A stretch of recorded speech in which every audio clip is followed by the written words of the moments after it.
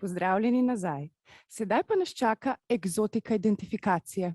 Pri tem ne mislim na označitev palme in viseče mreže na plaži s številkami GTIN, čeprav pri viseči mreži je velika verjetnost, da GTIN ima. Govorili bomo o identifikaciji, ki se ne izvaja le z najbolj poznanimi GS1 identifikacijskimi ključi, kot so GTIN, GLN, SSCC. Ne naštejem nekaj teh eksotov. GRAI za vračljiva sredstva, GIAI za individualna sredstva, GSRN za storitve, GDTI za dokumente, GSIN za pošiljke, GINC za tovor. So seveda še drugi. Z nami bo sodelavec Branko Šafarič, svetovalec za IT, preko video povezave pa se nam bo pridružila tudi gospa Diana de Barnardy iz GS1 Francije, ki sodeluje z Brankom na mednarodnem projektu GS1 organizacija na področju železnic. Pozdravljam, Branko. Ne le banke, energetika, kjer si znotraj mednarodnih delovnih skupin GS1 organizacije že pustil svoj pečat in prejemal čestitke. Sedaj prihajajo tudi železnice in gradbeništvo. Zakaj je potrebno označiti nekaj tako velikega, kot je recimo lokomotiva? To je vsekakor posel za tiste, ki vedo, kaj je odgovornost. O lokomotivah bi sicer radi govorili malo kasneje v nadaljevanju, ko bo moja kolegica Diana predstavila projekt podjetja Alstom, ki je ekstremno zanimiv in verjetno najbolj eksemplaričen primer popolne uporabe standarda GS1 v neki veliki korporaciji. Ampak gre se v glavnem samo za sledljivost. Pomembna pri vsej tej stvari je sledljivost, ampak o tem še enkrat malo kasneje. Najprej je treba vedeti, da, kot smo danes že nekajkrat slišali, da ni EAN koda pravi izraz. Ne tako dolgo nazaj sem bil v trgovini in je prodajalka nekaj odzadaj vpila, koliko je EAN koda, koliko je EAN koda. Žal, EAN koda ni pravi izraz.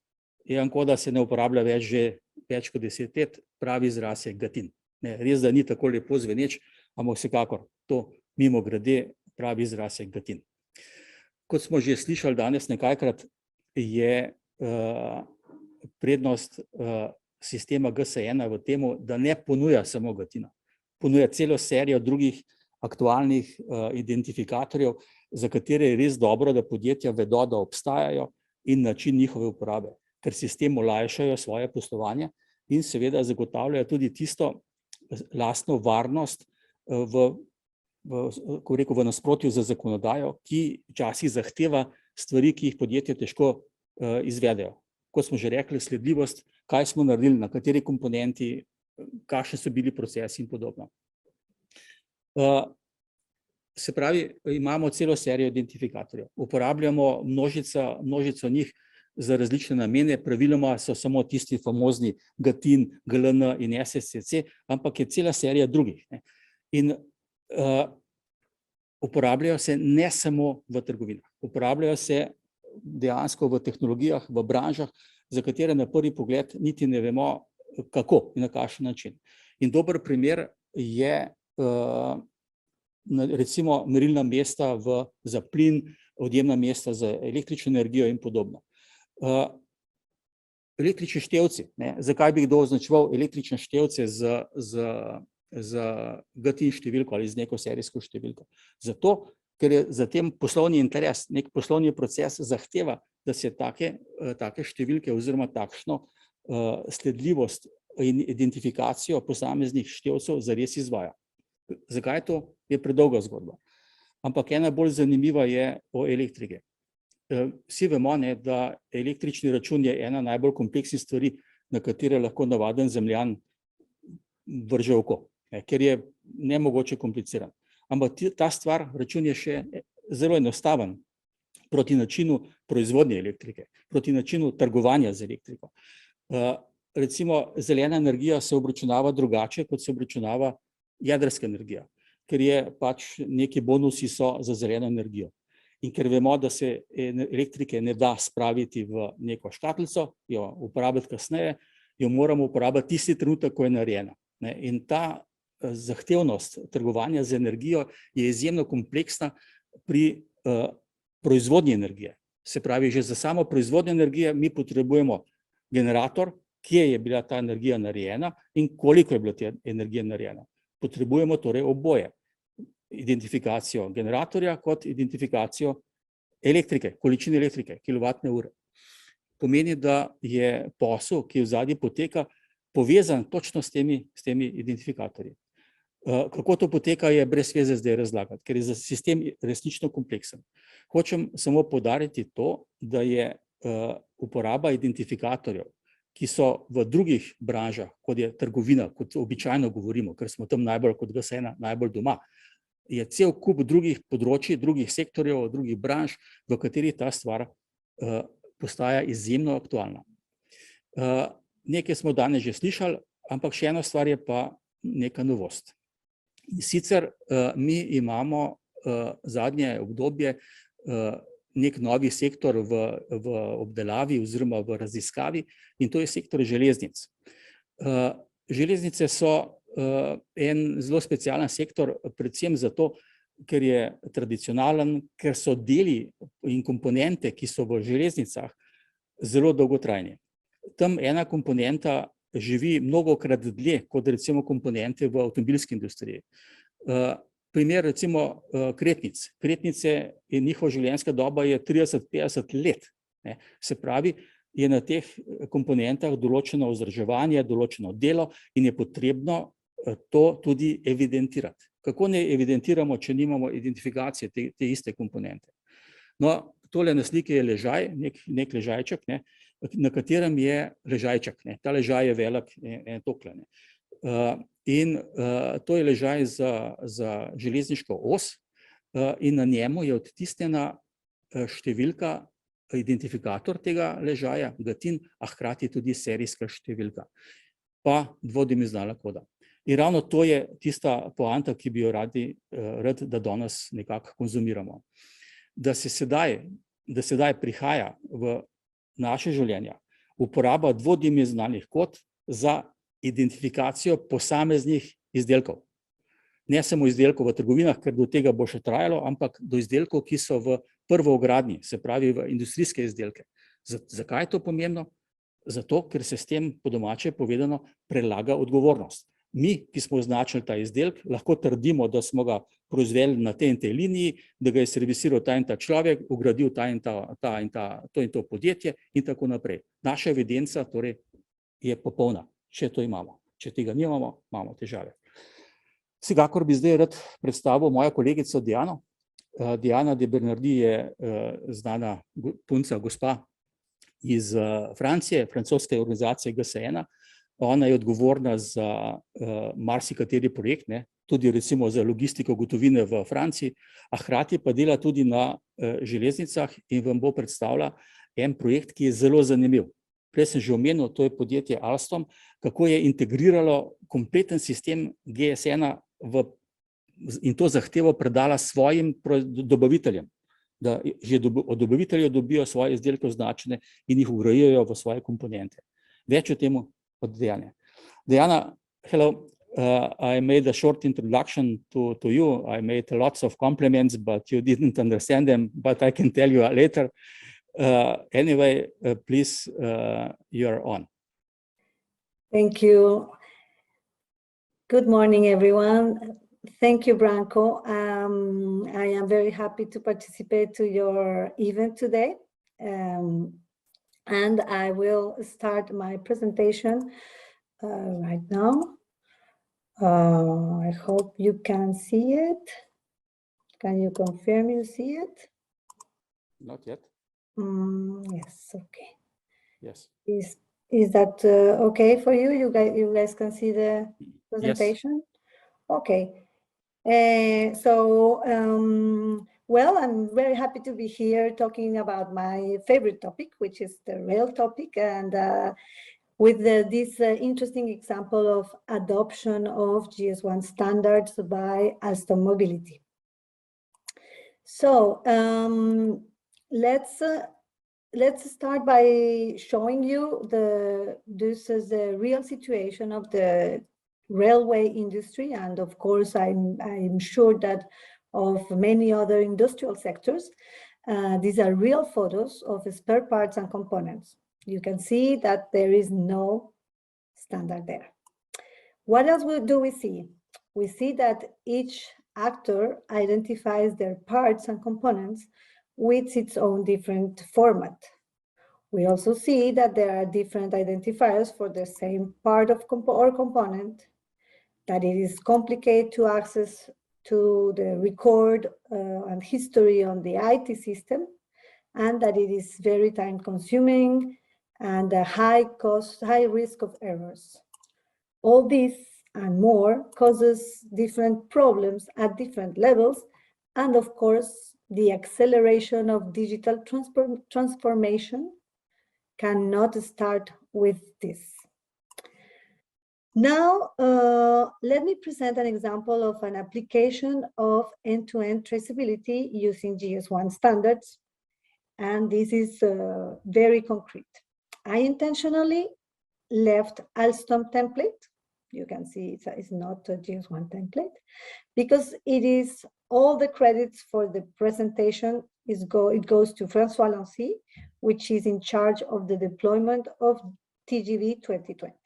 Now you may ask yourself, what is TGV 2020? So first of all, TGV 2020, TGV means a very high-speed train, and is an order made by SNCF, which is the French rail operator, to Alstom, the worldwide train builder. This train should be able to run at 320 kilometers per hour, and SNCF has placed an order of 100 train sets, and this contract is based on 7 innovation targets that are mandatory to keep this contract. The innovation target are listed here, such as energy consumption of 20% less than the current high-speed trains, connectivity, modularity, reliability, and also decrease the maintenance cost of 30%. There, this figure, Alstom intends to achieve this target by adopting GS1 standards, because having a common and standardized identification of parts and components will help them to have a better spare part stock pooling, as well as a clear, fast, robust identification of parts for maintenance needs, but also for configuration needs. What does it mean, configuration needs? Configuration needs is that at the delivery of the brand new train, Alstom have to certify that all the train is has the right configuration, and it is according to the contractual engagement. TGV 2020 is the first TGV contract including GS1 standards for all the spare parts. So TGV 2020 was completely new for the railway stakeholders. They didn't even heard about GS1 before. So they start by writing technical specifications to explain how to deploy GS1. In this document, it is explained which GS1 identification keys use, the support such as GS1 data matrix or RFID, and the application identifiers are requested. What shall be the lifetime of the labels, and what will be the environment conditions of those parts, such as high temperatures, low temperatures, vibrations, and so on. Then Alstom set up collaborative tools to synchronize between involved business units internally, because they realize that this change to GS1 involves all business units of Alstom: supply chain, industrialization, engineering, quality, and more. They defined a process and some metrics to assess the progress of the deployment, and they organized webinars with the support of GS1 France to explain for both suppliers, external suppliers, and Alstom business units what is GS1, explain the benefits, and answer to questions. They also made a complete assessment of supplier and Alstom bill of materials to identify which parts are eligible to GS1. So here is another example of the many actions deployed for the onboarding of GS1 by Alstom and its supplier. Here you can see that labels qualification process are to ensure labels and comply requirements. For that, Alstom and GS1 service provide a label qualification called QualiCode, and they put in place a process to certify all the labels. Alstom decided to support this financially to be sure that all the labels are compliant. Today, more than 250 labels have passed by GS1 France through this QualiCode test, and they also issued guidelines because they observed that very often suppliers make the same kind of mistakes, and these documents will help them to produce the labels with less errors. Now I give you some figures about TGV 2020 project. They have 187 commodities concerned by parts that shall be identified with GS1 identification keys. 155 suppliers have been awarded to deliver these 187 commodities. More than half of them are already members of GS1. There are 85 suppliers that are on the process to onboard, and they expect that the total number of references using GS1 2020 will used to the project GS1 2020 will be around 2,000. So you can see here some of the labels as examples. These use cases shows now how GS1 can secure the configuration management on their trains. This is how it works before. They receive parts. I don't know if you see my pointing. They receive before the pass with no identification standards from suppliers on their warehouses. Then they need to analyze what they receive and complete information missing, put their own label. Then they send this part to the production site, where the industrial quality department will analyze each of the configuration and create a photo book with the labels for the operator on the production line.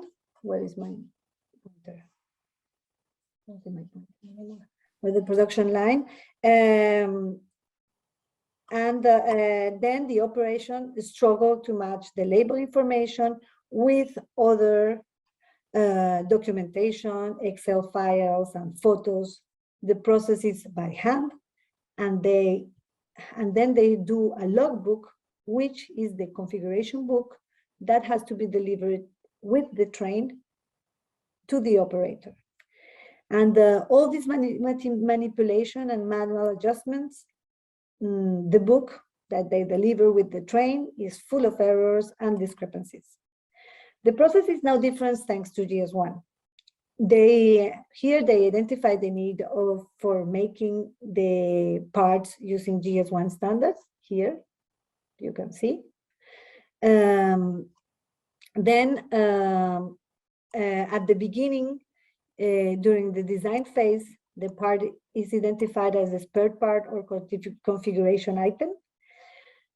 Then this information is sent to the ERP system, SAP in their case, and either they produce themselves the part or they buy them from a specialized supplier. If they buy them from the specialized supplier, the request of marking GS1 is included in the order. And in this case is an air conditioning unit where the supplier puts his label in the air conditioning. And then this air conditioning is delivered to the production line of Alstom.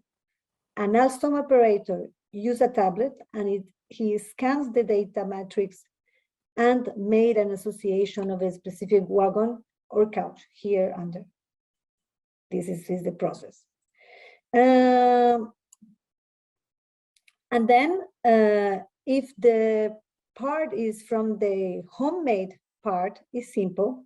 SAP send the information directly to the printing machine of the label. The operator put the label on the body, for instance, and one of their factories, the body is received in the integration site. Again, the operator scan the label, and then they have the configuration recorded automatically on their IT system, and they can produce a logbook completely automatized with no errors. Well, that's all for me. This is just an example that you can see concretely on how GS1 standards are applied in the railway industry.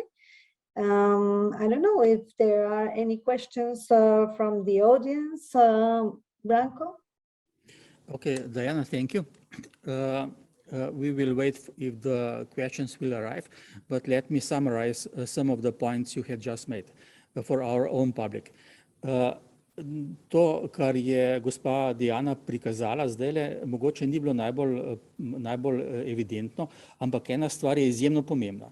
In to je, da se vsa zaporedja, izdelave, naročanja, vgrajevanja izdelkov v komponente vlaka evidentirajo in beležijo v nekem dokumentu, oziroma temu lahko rečemo pasoš, potni list, pasport enega posameznega kosa, komponente, v katerem se evidentirajo vsi dogodki tega lista. In ne samo to, na koncu tisti serviser, kontrolor, ki kontrolira komponente v neki kompoziciji, lahko z navadnim skeniranjem ali z RFID tablico odčita vse dogodke te kompozicije in ustrezno ukrepa za varnost oziroma servisiranje drugih komponent. Ampak bi še vprašal gospod Diano še eno vprašanje. Diana, could you explain once again that part from the beginning of your slides, that 30% benefit or reduction of the costs? How did they calculate that number? This calculation comes from observation on how expensive it is using no standards, with the photo I showed at the beginning, with a no standard, and very difficult to read these type of labels that are with the time that can really be damaged. And if you do this process manually, you lose time. With you have errors, you have more process on the maintenance process, total process. You have in between processes to verify if the things are well done. So the calculation is made by Alstom, where they said we need to automatize and to harmonize the identification of our labels and of the spare parts. And that's the way they calculate it. It's on time and a long process, time and resources. Thank you, Diana. Okay, samo za zaključek povem še to, da je podjetje kot je Alstom dejansko izvedel pritisk na svoje dobavitelje, da se strinjajo in da res delajo v skladu z zahtevami GS1. In ta iniciativa dejansko danes res velja in jo začenjamo čutiti tudi pri nas. To je zelo pomembno, da se lahko industrija pripravi na ta dogodek. Ok, kar se mene tiče, najlepša hvala.